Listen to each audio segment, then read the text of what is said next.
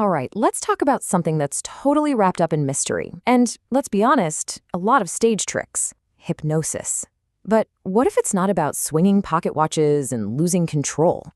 What if it's actually the user's guide to your own mind? I mean, when you hear that word, hypnosis, what's the first thing that pops into your head? A guy on a stage making someone cluck like a chicken, right? The biggest fear is always about losing control. But what if I told you the reality is the complete opposite?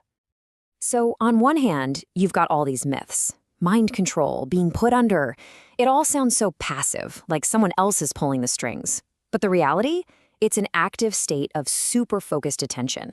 It's a totally natural state that, and this is the key, actually gives you more control by restoring your power to choose.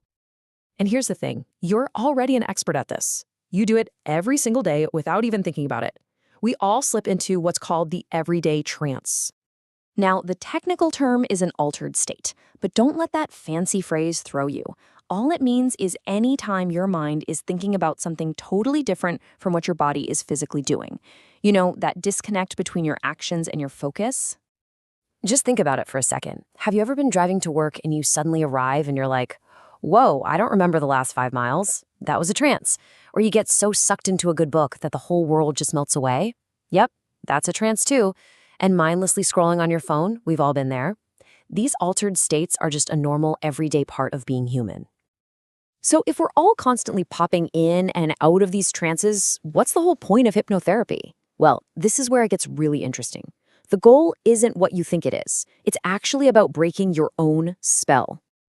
And this is absolutely crucial to understand. A modern hypnotherapist is not trying to put you into some deep, mystical trance. This idea flips the whole thing on its head. The trances that we actually need help with are those unwanted automatic habits. You know, the compulsive late-night snacking, the anxiety that just loops and loops, or reaching for that drink without even thinking. The real job is to dehypnotize you from those unhelpful patterns. It's all about breaking that automatic chain reaction between a trigger and a behavior. It's about sticking a moment of awareness in there, a pause where there used to be just an unconscious reaction. By taking the trance off, you get your power to choose back.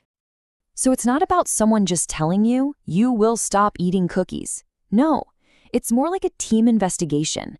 The therapist is there to help you figure out the why behind what you're doing.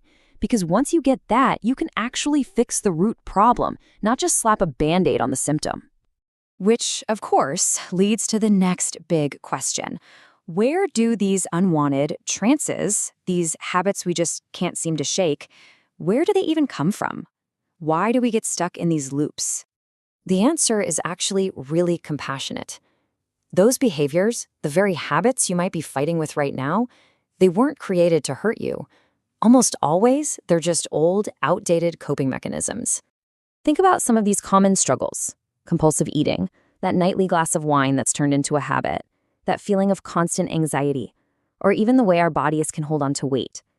At some point in your past, your mind came up with that behavior as a strategy to deal with something. And this is so important to hear. Your subconscious mind created that habit for what it believed was a very good reason, to protect you, to comfort you, to keep you safe. The issue isn't that you're broken or weak, it's just that the coping mechanism is obsolete now. The software is out of date, but it's still running on autopilot. Okay, so if the software is out of date, how do you update it? Well, the process is actually beautifully simple. It's really just a two-step approach. First, you calm the body down, and then you give the mind a new, better direction to look forward to. It's this simple. First, you've got to get your body out of that fight or flight survival mode. You calm the nervous system. Because only when your body actually feels safe can you effectively use your imagination to start building the future you really want.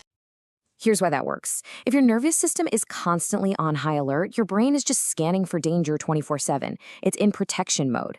But the moment you calm it down, the brain's job description changes. It stops looking for what's wrong and starts being able to move toward what you desire. And that brings us to the final and maybe the most mind-blowing piece of this whole puzzle. The engine that drives all of this change is a tool you're using every single second of every day, your imagination.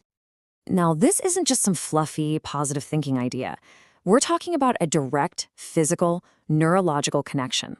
What you vividly imagine, your body literally prepares to experience as if it's real.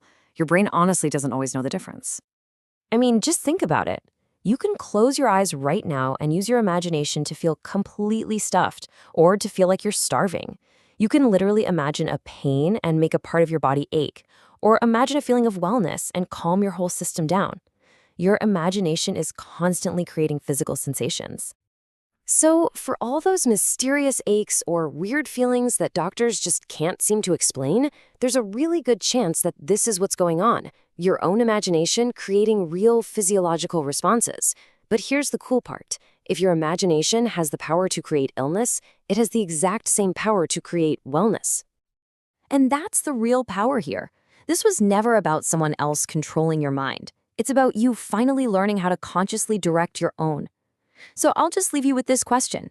If your imagination is powerful enough to create pain and anxiety, what else can it create? What health? What confidence? What kind of future are you capable of imagining into existence?